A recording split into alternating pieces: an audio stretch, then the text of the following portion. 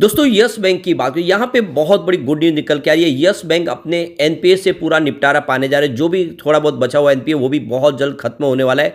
इसको लेकर जो अपडेट है उसको डिस्कस करेंगे। साथ में जनवरी का जो म्यूचुअल फंड की शेयर होल्डिंग पैटर्न है वो हमारे सामने आ चुकी है। जम के खरीदारी किया म्यूचुअल फंड ने जनवरी महीने में। अब आप देख ही सकते हो कि यस बैंक की सेहत को देख के अब म्यूचुअल फंड भी उनकी तरफ अट्रैक्ट होने लगे। पहले म्यूचुअल फंड इतना निवेश नहीं करते थे यस बैंक में, लेकिन अब देख सकते हो कि उसके सेहत में सुधार हो चुका है। फंडामेंटली कंपनी मजबूत हो रही है। साथ में देखें तो रिजल्ट काफ़ी बेहतर आ रहे और ऐसे में अब पॉजिटिव नजरिया आने लगा है। तो काफ़ी म्यूचुअल फंड्स ने अच्छी खरीदारी की है। तो इस वीडियो के माध्यम से उन सारी बातों को जानेंगे। साथ में आज एक आंकड़ा है जो बहुत ज़्यादा निराशाजनक है, वो है एफआई की बिकवाली। पिछले 2-3 ट्रेडिंग सेशन से वो लगातार बिकवाली नहीं बल्कि खरीदारी करते हैं, लेकिन आज जम के बिकवाली की है एफआई ने और इससे लग रहा है कि बाजार में अभी भी उनको भरोसा नहीं बन पा रहा है। तो इन सारी बातों को जानेंगे इस वीडियो के माध्यम से। लेकिन फ्रेंड उससे पहले अगर आप पहली बार हमारे चैनल पे आए तो चैनल को सब्सक्राइब कर दीजिए, एक बेल आइकॉन दबा दीजिए ताकि जब भी नया वीडियो बने पहला नोटिफिकेशन आपको मिले। वीडियो पसंद आए तो लाइक से जरूर कीजिए। चलो फ्रेंड्स वीडियो स्टार्ट करते हैं। मैं हूं आपका दोस्त एसपी दवे और हमारे अपने चैनल ऑनलाइन कमाई में आपका बहुत बहुत स्वागत है।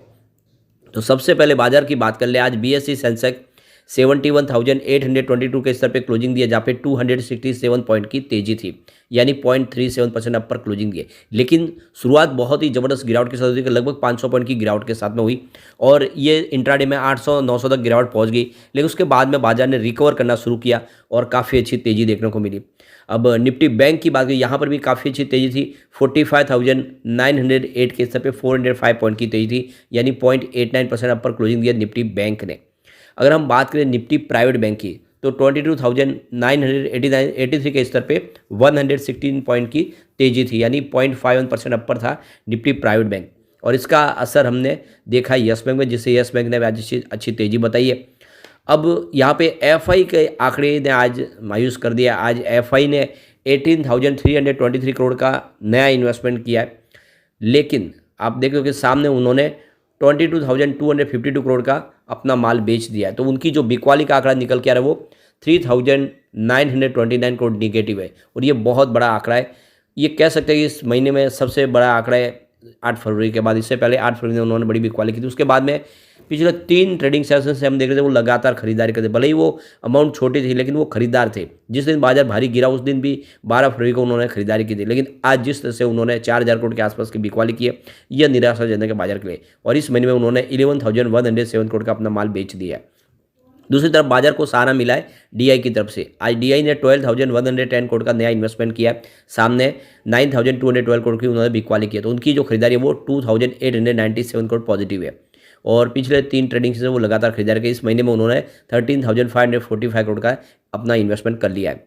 अब यस बैंक की बात करें, स्टॉक की शुरुआत हुई 27.15 पर, निगेटिव शुरुआत हुई क्योंकि बाजार गिरावट के साथ बाजार ने शुरुआत की थी। तो 27.85 की क्लोजिंग थी कल की और इंट्राडे में 27 का लो बना, लेकिन जो हाई है वो 28.95 का है। काफ़ी अच्छा प्रदर्शन किया। अंत में 28.80 पर क्लोजिंग रही, जहाँ पे 3.41% की एक शानदार तेजी देखने को मिली। अब ये देख लो कि इंट्राडे का लो 27 का, लेकिन हाई 28.95 का।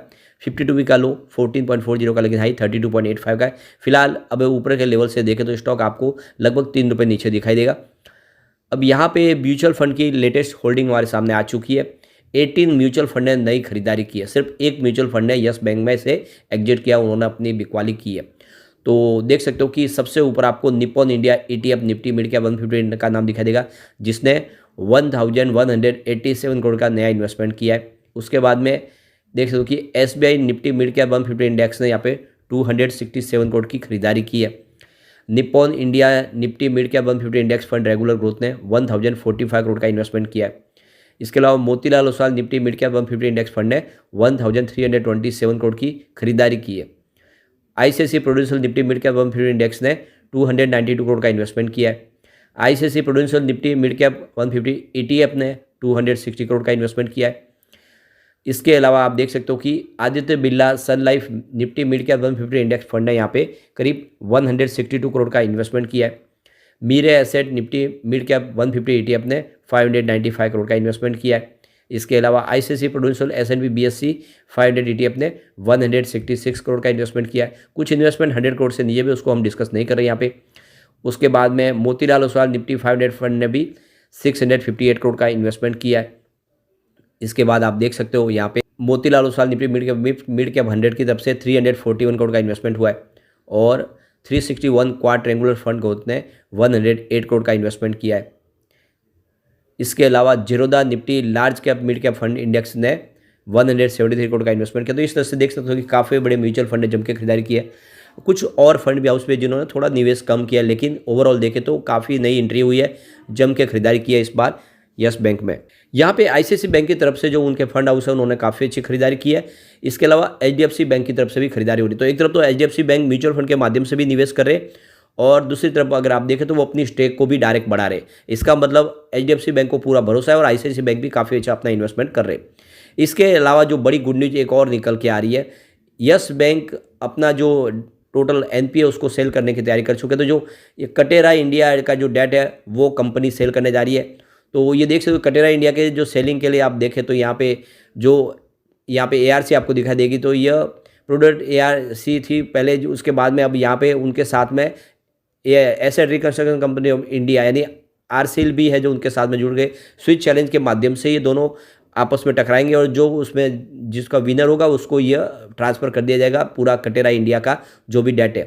तो देख सकते हो कि 521 करोड़ का टोटल कर्ज है यस बैंक का कटेरा इंडिया के ऊपर और एआरसी प्रूडेंट की तरफ से इनको 165.6 करोड़ का अमाउंट सामने ऑफर किया गया था बिडिंग के माध्यम से।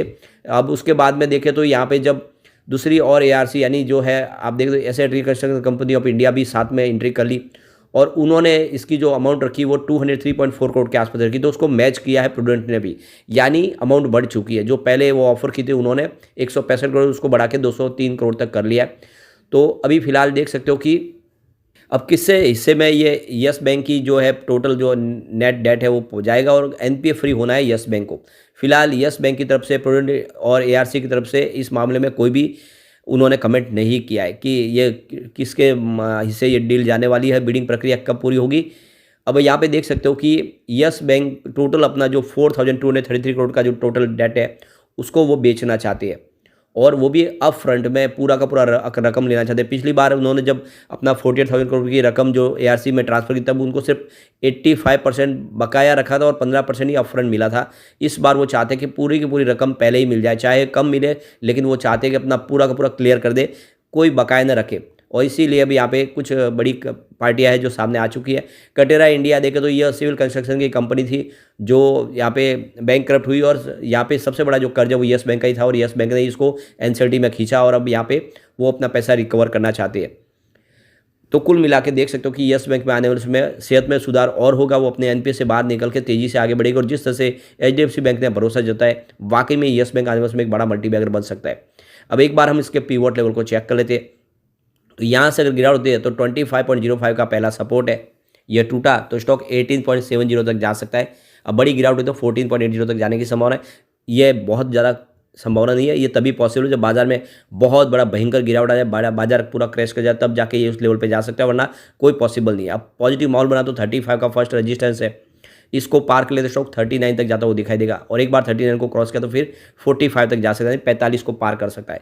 तो मुझे लग रहा है कि जल्दी ये 50 को इस बार पार करेगा और आने वाले साल भर में 2 साल में ये स्टॉक 100 को क्रॉस कर जाएगा। तो अगर आप इसको 2 साल के लिए होल्ड कर ले तो ये 100 आराम से आपको टारगेट दिखा सकता है और अगर आपका नजरिया 5 साल से ऊपर का है तो ये पुरानी अपनी हाई यानी 400 को भी टच करने की ताकत रखता है। तो निवेश आपको करना चाहिए सिर्फ लॉन्ग टर्म का नजरिया लेके। यस बैंक आने वाले समय आपको मालामाल कर देगा, लेकिन फ्रेंड कोई भी इन्वेस्टमेंट करने से पहले अपने फाइनेंशियल एडवाइजर से बढ़ाई ले ले या अपना खुद का रिसर्च करें, क्योंकि मैंने वीडियो आपके एजुकेशनल पर्पज़ के लिए ही बनाया। वीडियो पसंद आए तो लाइक से जरूर कीजिए और चैनल को सब्सक्राइब कर दीजिए। Thank you friends.